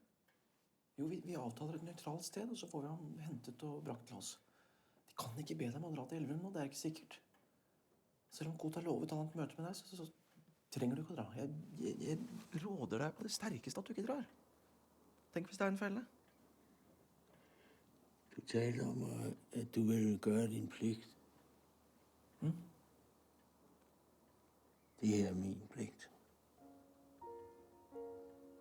Ja, altså hvis det er sådan, det er, hvis jeg er det sidste kort i kabalen, så må det være sådan, jo. Jeg må i hvert fald prøve. Det finnes andre løsninger, helt sikkert. Ja, altid. Der er altid andre løsninger.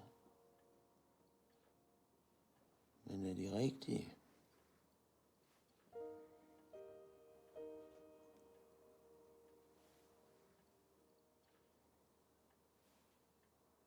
Du skal jo ikke være mig. Du skal være som du er. Du skal... Og med tiden så bliver du en konge, sådan som du synes, at det skal være.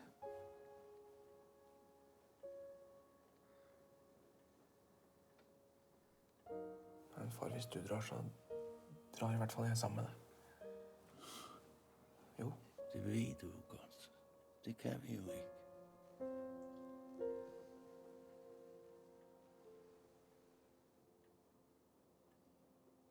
Du er klar, hvis noget skulle ske.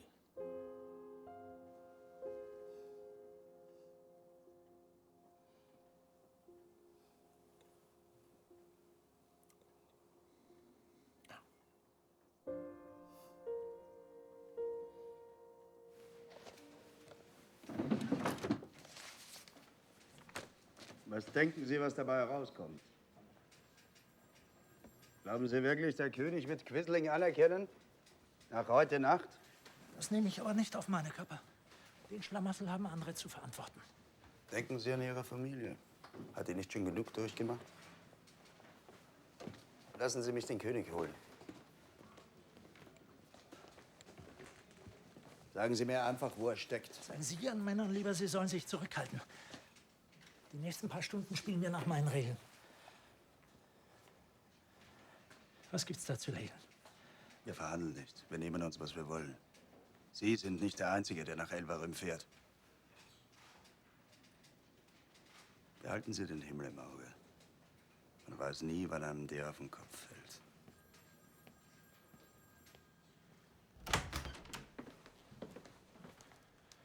Ich fahre jetzt.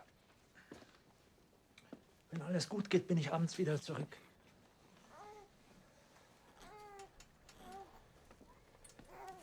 Was machst du da? Ich gehe.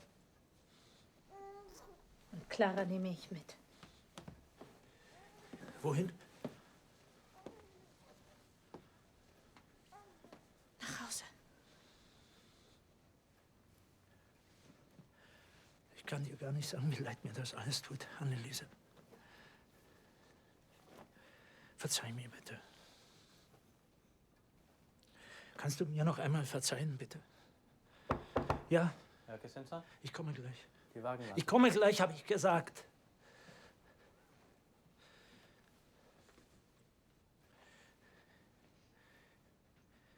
Es tut mir so leid, was passiert ist. Bitte verzeih mir.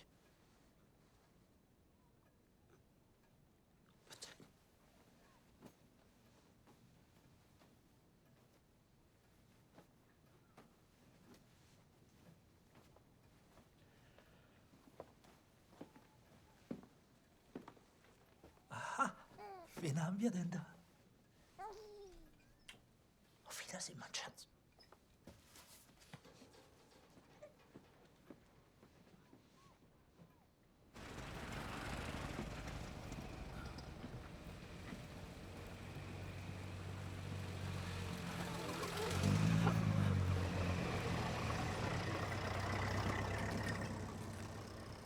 Deres Majestet, vi trenger ikke reise før om en halv time. Jeg kan ikke holde ud at være derinde. Kunne jeg da få be dem enten å gå tilbake inn i huset eller sette dem i bilen på grunn av sikkerheten. Jamen, så lad os køre. Så kører vi. Det vel. Eivind, er vi klar? Far! Du trenger deg ikke å reise allerede? Hva? Nei, du... Hvis der nu sker noget, så er der en masse praktiske ting, som du skal vide. Men Peder ved det. Ja, jeg kan alt det der.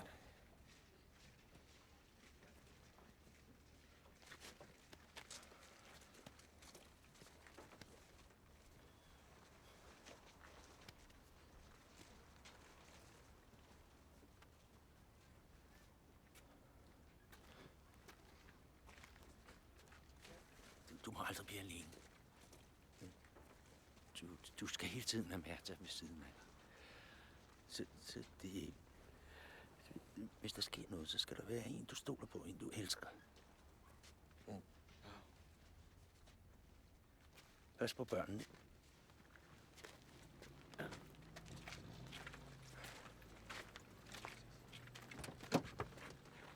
Alt for Norge. Eller hvad?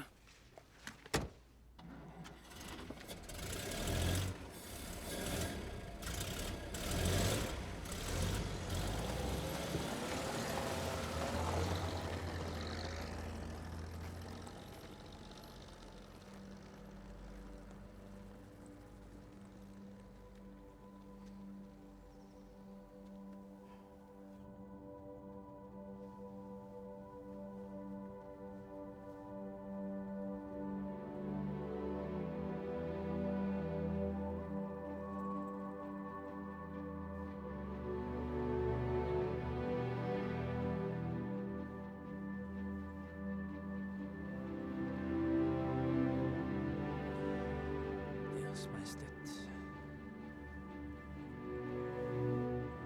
Deres Majestet, det er en ære.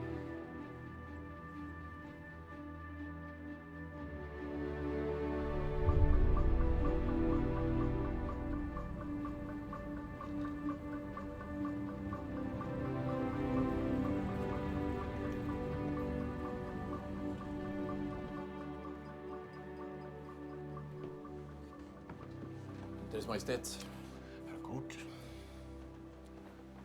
Winkel. Så det er her, det skal ske? Hvad? Det er her, det skal fri? Ja, det kan jeg si. Vi kan skaffe dem et rom, og så holder vi dem orientert straks den tyske sendemannen ankommer. Gerne. Se det.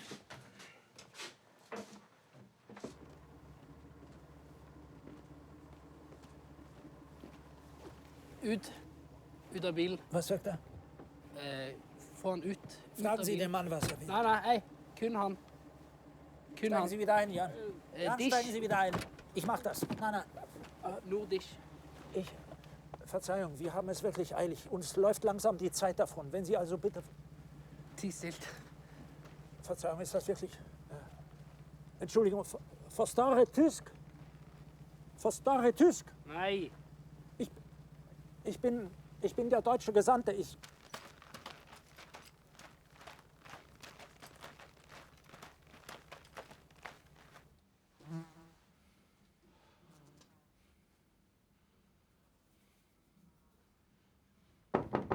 Ja.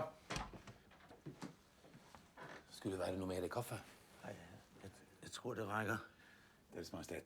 Det er noe galt her. Han er jo bare forsinket. Og det er de sikre på. Så sikker som jeg kan være. Like sikker som de var på at tyskerne ikke ville okkupere oss. Som ansvarlig for sikkerheten. Så vil jeg at vi bryter opp og drar herfra nå. Ta det rolig nå. Deres Majestet, vi drar nå. Jeg får den ikke op. Se her. Se her. Jeg kan ikke få den her op. Deres Majestet. Jeg skal have noget luft. Ja, her. Dette lar seg åpne.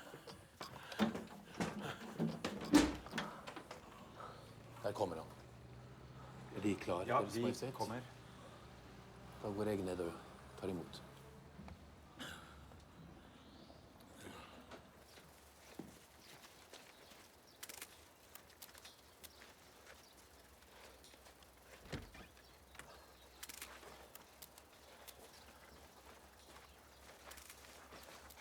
Außenminister Kut. Dr. Breuer. Ich freue mich. Willkommen.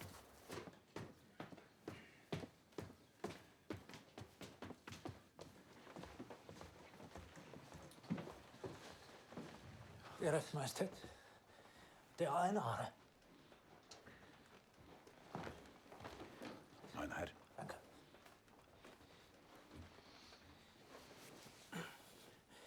Ja, Herr Lykke og Herr Mowinckel. Guten Tag.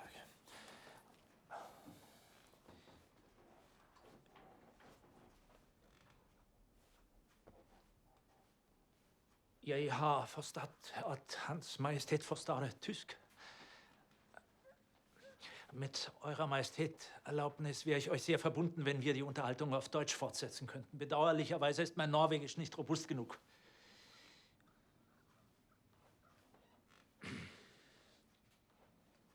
Ja, nach Rücksprache mit dem Führer des Deutschen Reiches bin ich bevollmächtigt, direkt mit Eurer Majestät zu verhandeln. Bei allem Respekt, aber es war doch ausgemacht, dass ich mit seiner Majestät unter 4 Augen sprechen kan. Ja, vent litt. Det er riktig. Han misforstår en smule, men dette ordner seg. Dieses Anliegen wird nur im Beisein der Regierung diskutiert. Ich möchte, dass die Herrschaften als Zeugen im Raum verbleiben. Ich muss leider darauf bestehen, Eure Majestät. Ich habe den ausdrücklichen Befehl des Führers. Nur Eure Majestät und meine Wenigkeit. Es ist wichtig, dass die Regierung dabei ist. Han vil at vi skal forlate lokalet. Gut, dann eben nicht.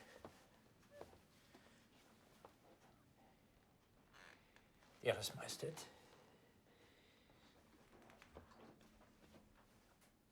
Herr Breuer, wir machen es, wie Sie wollen.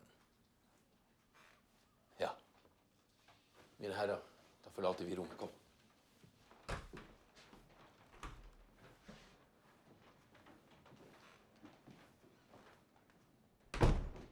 Ich hatte das Vergnügen, Eurer Majestät bereits bei einer früheren Gelegenheit begegnet zu sein. Ich weiß nicht, ob Eure Majestät sich noch daran erinnern können.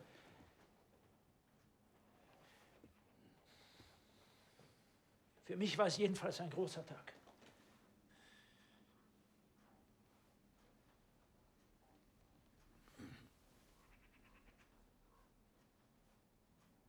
Sie müssen wissen, dass der Führer eine sehr hohe Meinung von Eurer Majestät hat. Und von eurem Bruder.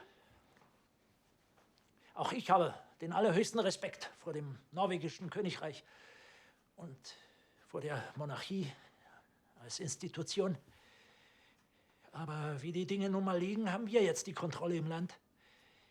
Die offizielle Regierung hat keine Macht. Die liegt bei Quisling. Und der Führer wünscht, dass das auch so bleibt. Die Vereinbarung, die der Führer mit Eurer Majestät einzugehen wünscht, bleibt die gleiche. Aber mit Quisling als Premierminister. Euer Majestät, darf ich offen sprechen? Ich habe vollstes Verständnis dafür, dass Eure Majestät einer solchen umfassenden Lösung unter gar keinen Umständen zustimmen kann. Ich habe, wie gesagt, großen Respekt vor Eurer Majestät. Aber ich habe keinen Respekt vor Quisling. Im Gegenteil, ich teile Eurer Majestät Verachtung für ihn. Er ist eine jämmerliche Figur, die sich in unsere gegenseitigen Verhandlungen eingemischt hat. Aber er hat sich in Berlin um mal einen Namen gemacht und sogar Hitler weiß, wer er ist.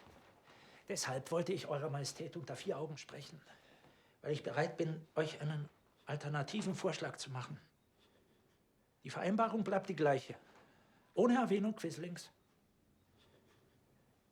Ich gebe euch mein Wort, Majestät. Wenn Eure Majestät hier und jetzt unterzeichnen, wird Quisling verschwinden, und zwar sehr bald. Ich lehne mich sehr weit aus dem Fenster. Hitler wünscht sich Quisling, aber wen er sich noch mehr wünscht, ist Eure Majestät. Davon bin ich felsenfest überzeugt und dafür bin ich bereit, meine Karriere aufs Spiel zu setzen. Verstehen Eure Majestät, was ich sage? Ich meine mein Deutsch. Sie erwarten ein Ja oder Nein von mir. Hier und jetzt.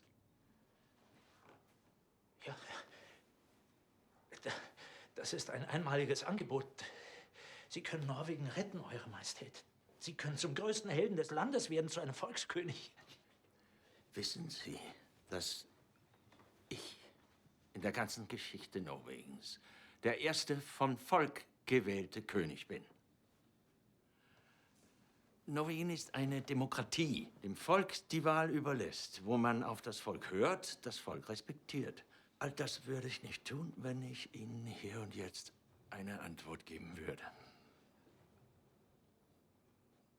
Das Schicksal unseres Landes entscheidet sich nicht in einem Raum unter 4 Augen. Es muss eine Entscheidung des ganzen Volkes sein. Ich achte eure Haltung, Eure Majestät. Aber wenn Sie jetzt Nein sagen, werden Menschen sterben. So einfach ist das. Junge Norweger werden ihr Leben lassen in einem sinnlosen Krieg. Wollen Sie das auf Ihrem Gewissen haben? Wollen Sie das Blut norwegischer Frauen und Männer an Ihren Händen kleben haben? Majestät. Ich habe eine 5 Monate alte Tochter. Sie wurde in Norwegen geboren. Und das Letzte, was ich mir für sie wünsche, ist, dass sie in einem Krieg aufwächst. Also bitte unterzeichnen Sie hier und jetzt. Retten Sie Norwegen. Tun Sie, was Ihr Bruder getan hat. In Dänemark ist kaum ein Schuss gefallen. Sie wagen es, mich über meinen Bruder zu belehren? Über meine Familie? Wer glauben Sie, dass Sie sind? Ein Bote, Eure Majestät. Ich bin nur ein Bote, der nur das Beste für Norwegen will und die an ein friedliches Abkommen glaubt. Ja. Eine kleine Friedenstaube sind Sie. Ein Unterhändler unter lauter Aggressoren. Ja. Wären Sie eine Friedenstaube, dann hätten Sie wohl nicht verlangt, dass wir unser Land aufgeben sollen. Dieses Angebot. Sie sind kein Deut besser als Ihr Hitler. Majestät, dieses Angebot gilt genau hier und genau jetzt. Ich glaube, wir müssen den Außenminister wieder reinholen. Unsere Verhandlungen mit der norwegischen Regierung werden um einiges rigider ausfallen. Verstehen Sie, was ich meine, Majestät?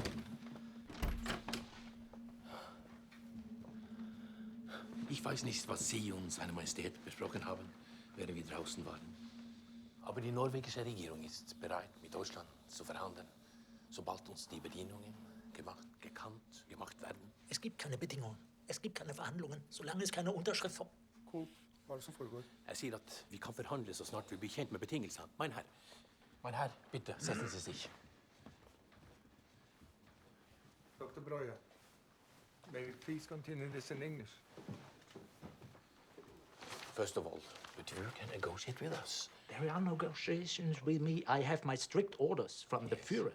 And I pushed my orders. The legislation is cut off. Please, There is, Mr. the Breuer. power is at Mr. Breuer, we have the authority. We are the government. Good afternoon, gentlemen. Dr. Breuer, we must continue the dialogue. No, I'm sorry. Dr. Breuer, please. Ich erwarte eine Antwort der norwegischen Regierung bis heute Abend. Herr Kut, es tut mir leid.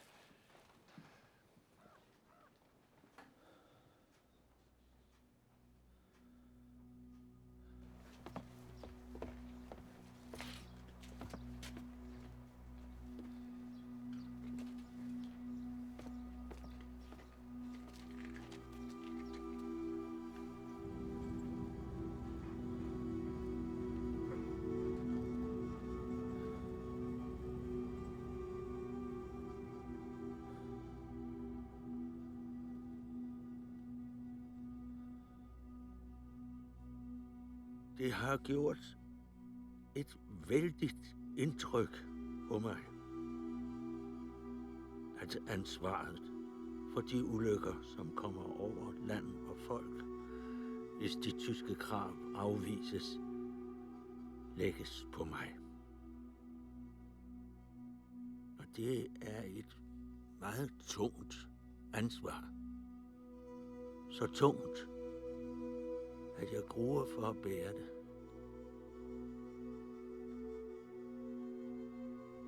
Det er regeringen, som har afgørelsen, men min stilling er klar. Jeg kan ikke gå med på de tyske krav. Det ville stride mod alt det, som jeg har opfattet som min pligt som Norges konge, siden jeg kom til landet for snart 35 år siden. Jeg kan ikke bryde den linje. Jeg vil ikke bryde den linje. Jeg vil ikke, at dette skal være afgørende for regeringen. Men jeg har nøje prøvet mig selv.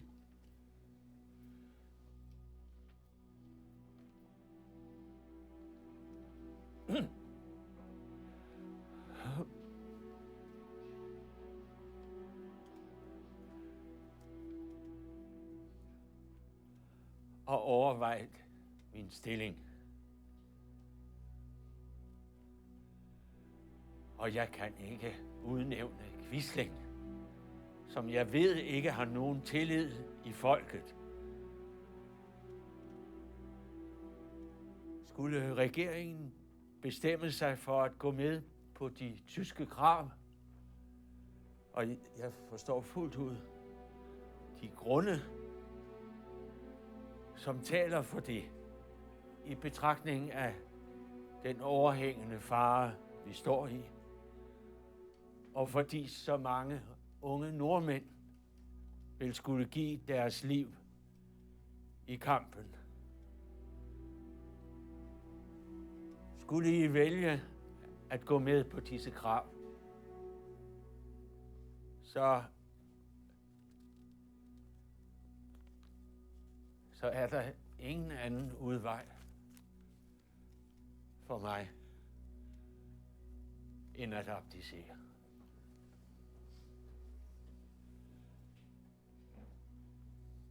For mig og mit hus.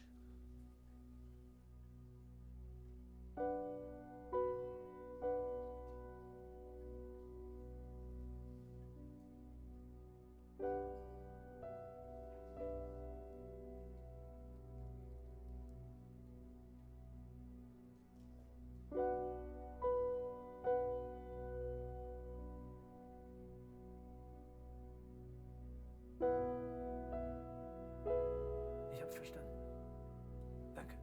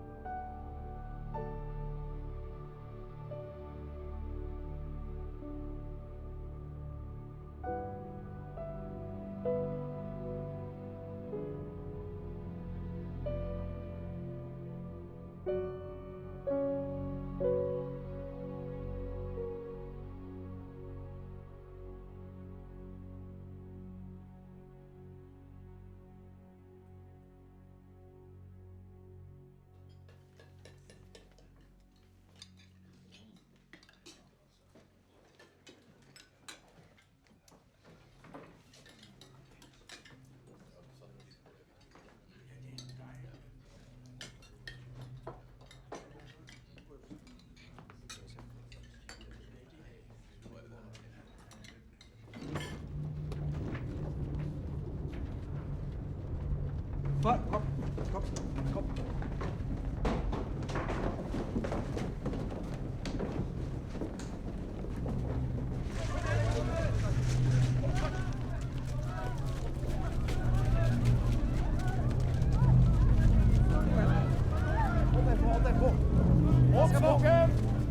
Løs skogen!